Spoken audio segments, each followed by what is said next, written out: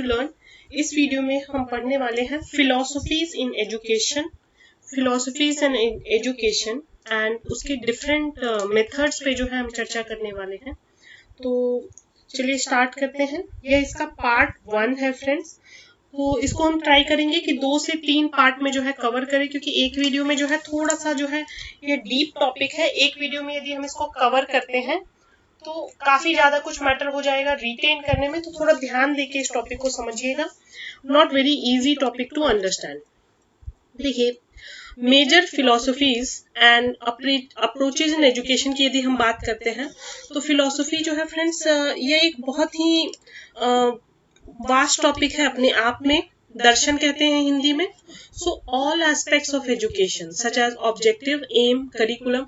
तो कहने का मतलब है किसी भी एस्पेक्ट ऑफ एजुकेशन की हम बात करें, चाहे वो करिकुलम की हम बात करते हैं, टीचिंग मेथड की बात करते हैं, टीचर की बात करते हैं, टेक्स्ट बुक की बात करते हैं, कहीं ना कहीं उनका नाता किससे होता है? फिलोसफी से होता है। They are influenced by philosophy.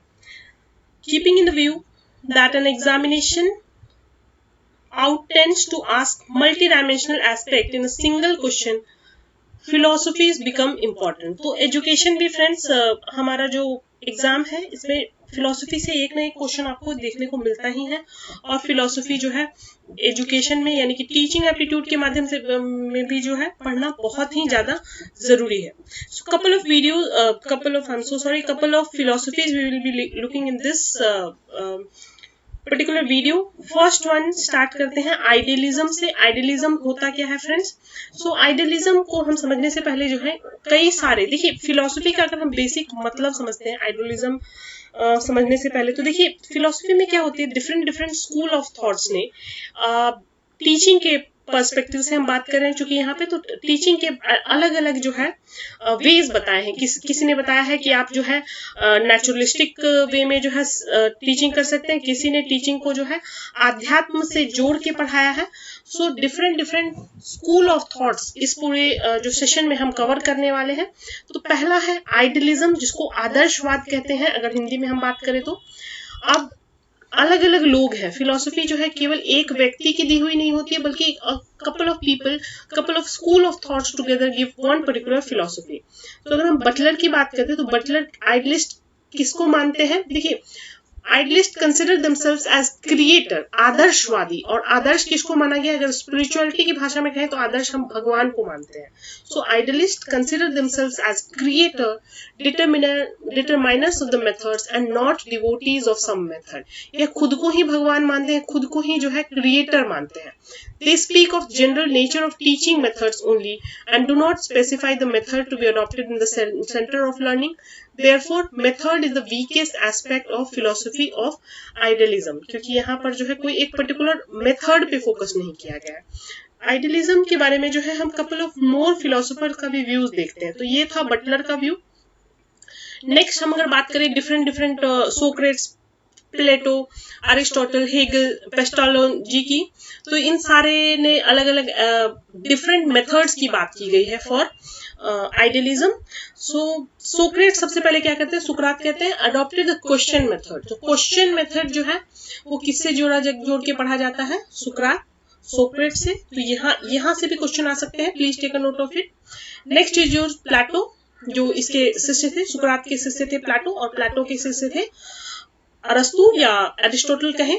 So Plato, his disciple, change the question method into conversational method and made it logical. So सबसे पहले सुकरात ने जो है क्वेश्चन मेथड अडॉप्ट किया था। इसके बाद इन्होंने, प्लेटो ने क्या किया, जो इनके शिष्य थे उन्होंने क्वेश्चन मेथड को जो है कन्वर्सेशनल मेथड में बना दिया। और इनके जो शिष्य रहे अरस्तु, उन्होंने इंडक्टिव एंड डिडक्टिव मेथड को अपनाया। इसी तरह अगर हेगल की बात करें तो Hegel adopted logical method. Pestalozzi adopted self activity method. ये भी इंपॉर्टेंट है friends, take a note of it. Self activity is associated with your Pestalozzi. Herbart की हम बात करें, सो हर्बर्ट कहते हैं आइडियलिज्म पे, I have no conception of education without instruction and do not acknowledge any instruction which does not educate. So he also takes the help of discussion method and at times suggest to debate as a technique of teaching. So couple of views हमने देखा idealism पे। Froebel कहते हैं, Froebel को जो है kindergarten का जनक भी कहते हैं, पिता कहते हैं। सो ये क्या कहते हैं Froebel, the school is a garden and the child is a tender plant. School जो है पूरी बगीचा के जैसा है और बच्चा उसमें जो है एक टेंडर पौधा, नन्हा सा पौधा के जैसा है, और जो सिखाता है, शिक्षक है, वह उसका माली है।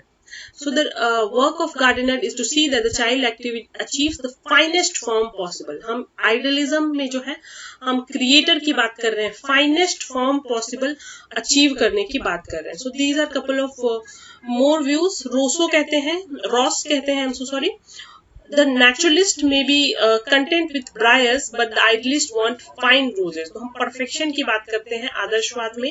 So the educator by his effort assists the educand, that is a child itself, so who is developing according to the laws of nature to attain him to the levels that would otherwise be denied to him. So instructor का जो role होता है, जैसे कि पिछले lines पे यदि हम देखते हैं, फ्रोबेल ने जो है एजुकेटर को गार्डनर कहा है, माली कहा है, तो यहाँ पे सेम थिंग, अगर हम एक बच्चा अपने फुलेस्ट पोटेंशियल तक नहीं अचीव कर पाएगा, अगर उसको प्रॉपरली जो है गाइड नहीं किया जाता है, ये फर्दर कहते हैं it is only idealism that gives a clear vision of satisfactory goal for educative efforts.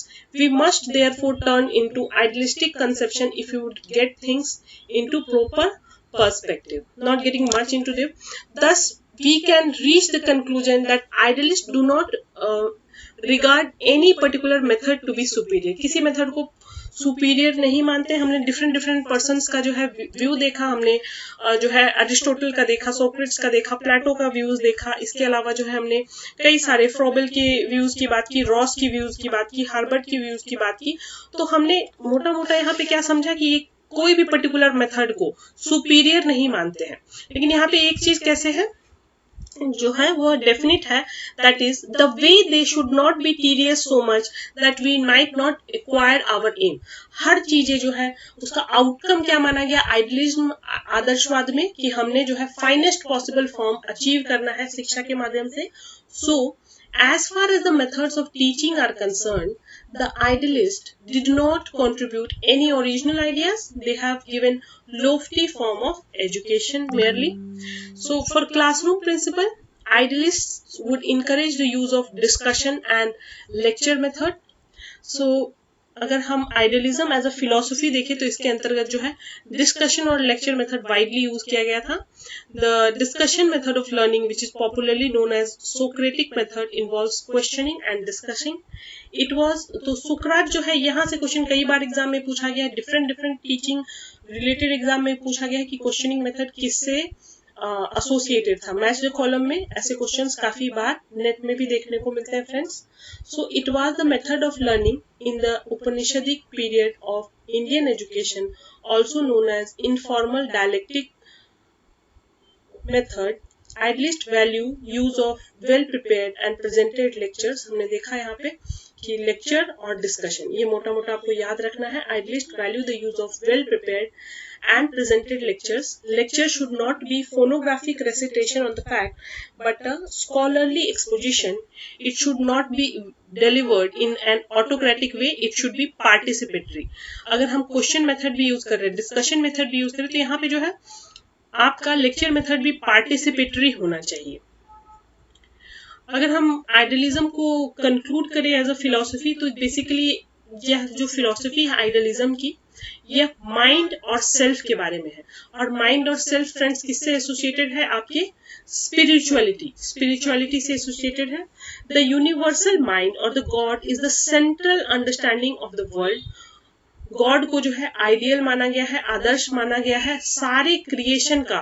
Idealism friends जो है, आइडियलिस्ट जो फिलोसफी को मानते हैं वो अपने आप को क्रिएटर्स मानते हैं.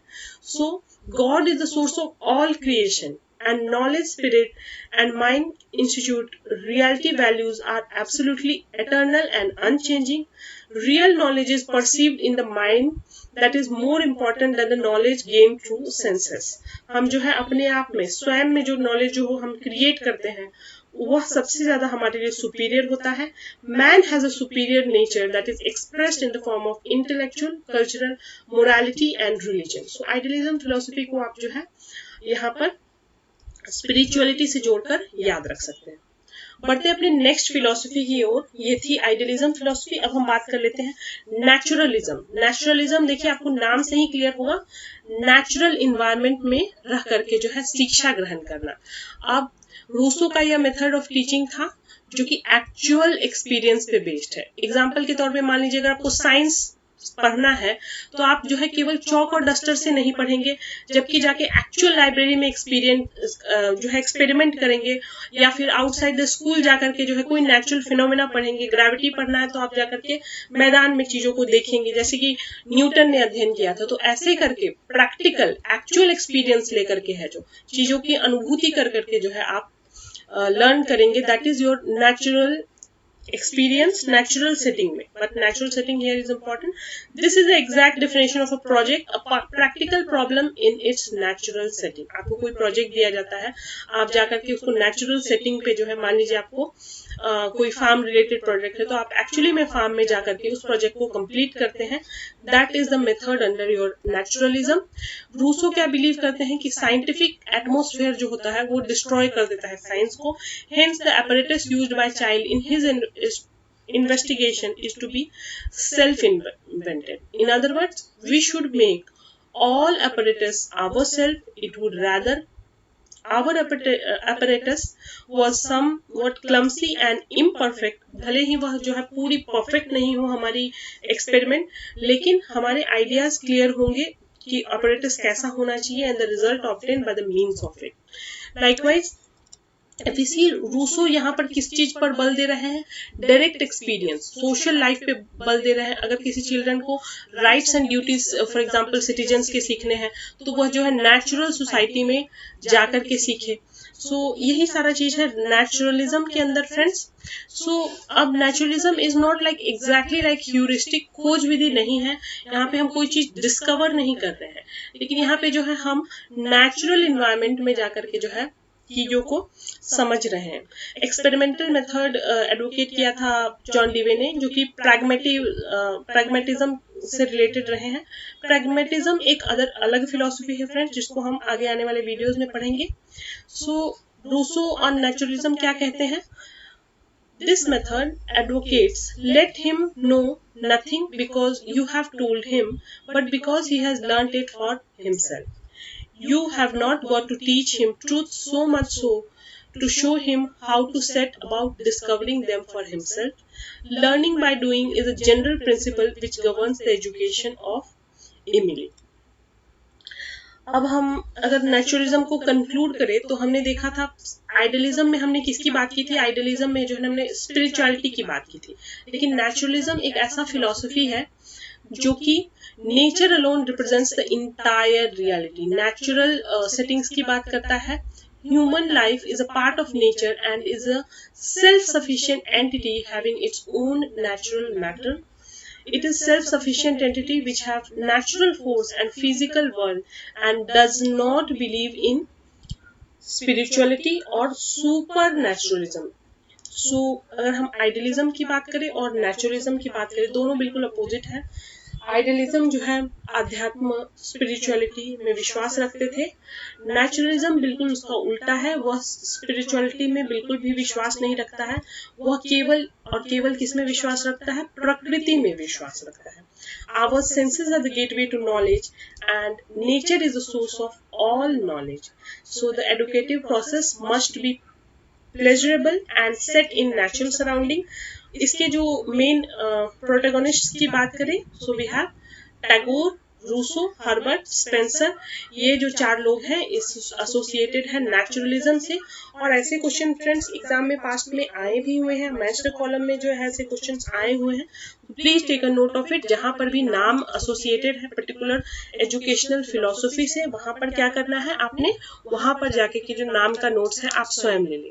चलिए देखते हैं इसी पर आया हुआ दिसंबर 2018 का एक प्रश्न। इसमें जो है 4 फंडामेंटल प्रिंसिपल है टैगोर की एजुकेशनल फिलोसफी की। तो टैगोर की एजुकेशनल फिलोसफी की 4 फंडामेंटल प्रिंसिपल्स क्या क्या थी, यहाँ पे आप टर्म्स देखेंगे। हमने आपके साथ जो है नेचुरलिज्म और आइडियलिज्म डिस्कस किया है। नेचुरलिज्म में अगर हम बात करें, लास्ट स्लाइड में हमने यहाँ पर टैगोर का नाम भी देखा था। तो यहाँ से आपको एक डेफिनेट क्लू मिलता है फ्रेंड्स, इसका आंसर यही है। इसे ऐसे तो naturalism, humanism, internationalism and idealism. अब हमने इसमें से दो पर चर्चा ऑलरेडी कर ली है, दो जो है that is humanism and internationalism, इसको हम आगे आने वाले वीडियोस में जो है कवर करेंगे। एक और क्वेश्चन है फ्रेंड्स यहाँ पर, which of the following, previous year का ही है, नेट में आया हुआ क्वेश्चन है, यहाँ भी is incorrectly matched between proponent and theory of education advocated by him। प्लेटो ने कौन सी थियरी दी थी? नेचुरलिज्म। हम बात करते हैं रूसो, नेचुरलिज्म, प्लेटो अगेन आइडियलिज्म। सो एक चीज यहाँ पे हमने देखा जब हम चर्चा कर रहे थे, हमने दो थियरीज आज डिस्कस की, that is your naturalism and idealism. इसमें हमने क्या देखा था कि ये दोनों थियरी एकदम से अपोजिट हैं। तो यहाँ से हमको एक चीज पता पड़ गया है कि प्लेटो ने इनमें से जो है एक ही थियरी दिया गया था, और पीछे हमने इसको डिस्कस भी किया था प्लेटो ने कौन सी थियरी दी है। डीवे एसोसिएटेड है प्रैग्मेटिज्म से, जॉन डीवे, इसको हम आगे आने वाले वीडियोस में कवर करेंगे। तो इसका जो राइट आंसर है वह है प्लेटो, नेचुरलिज्म। प्लेटो जो है नेचुरलिज्म से एसोसिएटेड नहीं थे। प्लेटो, सोक्रेट्स, एरिस्टोटल, ये सबके सब किस में आते हैं फ्रेंड्स? आइडियलिज्म में आते हैं। नेचुरलिज्म में रूसो है, नेचुरलिज्म में टैगोर है। ये चीजें आपको याद रखनी है as it is. So that's all for this video. Any doubts, to reach out to us in comment section. Thank you.